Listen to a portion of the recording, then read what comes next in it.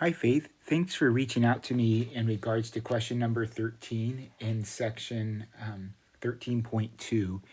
And so this is the problem that I'm seeing. It looks like you attempted another one and still did not get the average daily balance. And so I wanted to help you out on that one. So as you answered the average daily balance, you said that the average daily balance was 441.56, and it's saying the answer is 453. So it's saying 441.56 isn't right. It should be 453.74. So let's see how they got that. So hopefully this is like what you saw in the video. We're going to set up a little grid, and we're going to start with January 13th. And on January 13th, we want to get out our balance. And our balance is $449.79 because that was our balance moving forward. On January 15th, you can see, and let me get in here where we can start to highlight. You can see that on January 15th, we had a return of 102.51. So that return is going to be a subtraction.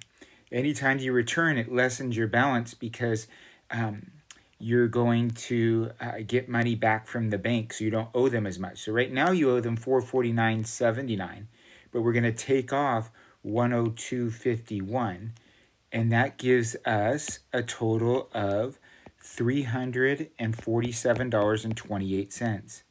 Then on January 22nd, we can see right at the bottom of that blue line, we made purchases of clothes. So now we're going to add 116.64 because we increased our balance because we took the bank's money in order to get the clothes. And so when I add 116.64, it brings my new total up to 463.92. A little bit more than where I started because I bought more than I spent more purchasing the clothes than I did getting in the return. On January 27th, we bought a bus ticket, so that's going to cost us more money. So now we're going to add $75.87 to that.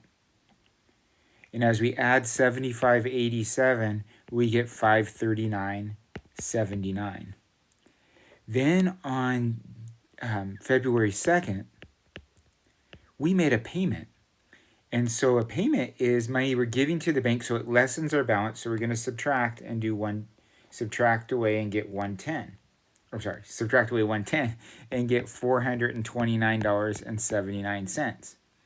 And then on February 6th, we are going to buy some flowers. So that's going to add to our balance $64.18. And so I'm going to hit equals, and it increases to $493.97. So there's our numbers, but we need one more date. We need to make sure that we're aware of February 13th. So then we go and try these different, we go and get the days that we're at them. So this is our balance on any given day, and this is the number of days it stayed at that balance. So it stayed from the 13th to the 15th, so that's 2 days. From the 15th to the 22nd, which is 7 days. From the 22nd to the 27th, those 5 days, it was at 463.92. So let me just draw some lines in here, make it easier to read what is applied. So for 2 days, it stayed at 449.79 until I did the return, and it dropped to 347.28. Then I made a purchase, and it went up. And so at 5 days, it stayed there until January 27th. And what happened on the 27th? Well, we bought that bus ticket and went up. So here's where I have to be careful. It's going from the 27th to the 2nd. So if I count the number of days that it was there, it will be there for the 28th, 29th, 30th, 31st, 1st, and 2nd. There's 31 days in January. So I counted, I think, 6 days. So again, that's the 28th, 29th, 30th, 31st, 1st, and 2nd. Yep, I'm getting 6 still. Then on February 2nd, our balance changes and stays that way for another 4 days, from the 2nd to the 6th. And then it changes on the 6th and stays that way until February 13th, which is 7 additional days. So let me quickly add up those days. That's 7 plus 4 plus 6 plus 5 plus 7 plus 2.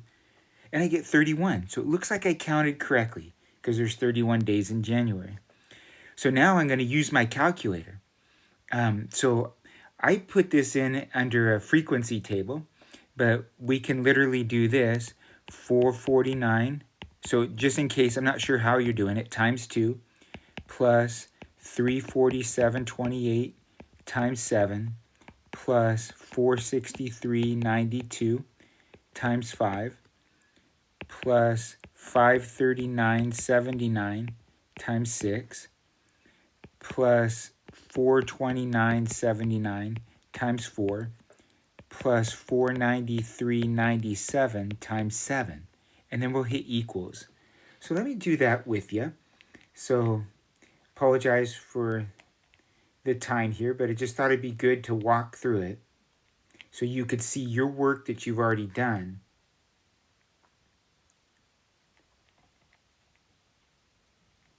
We just have to be really careful how we plug in.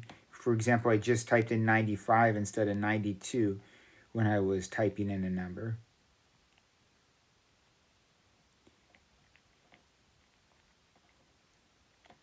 So this is essentially doing it by hand.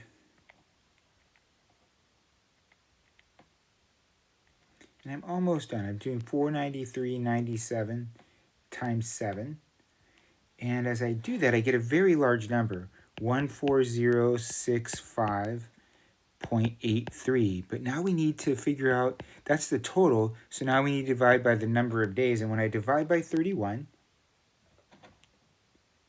I get 453.736.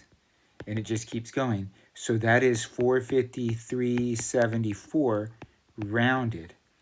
And that is exactly what they're saying it should be. 453.74, 453.74. If you go look at your 13 right now, you'll see that they've typed in 453.74 as the correct answer.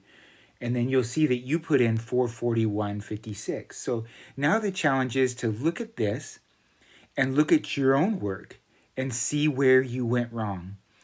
Because I am getting their average daily balance, and then we're going to apply the finance charge and add it to the end. So it looks like because you got those other two numbers right, it looks like it's just in the average daily balance. So again, I don't know where the problem is. You'll now know a little bit better.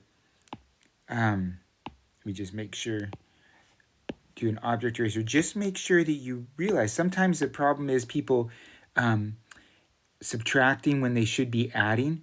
Remember, we're going to subtract from the balance every time we get a return. I'm sorry that's so wide. And every time we make a payment, right? If there's a return or a payment, that's when we're subtracting. Everything else is going to be added to it. So those are the issues there. So see how this matches with it. And yeah, it's a long process. It does have to be one that's attention to detail. So hopefully I showed you the detail enough. I didn't want to just come in and show you the pre-worked problem. I wanted to do it so that you could follow along, go back in the video, but really so that you should be able to look at your numbers that you did for the 13 you most recently answered and compare it to this to see where the problem is. All right, Faith, take care. Hope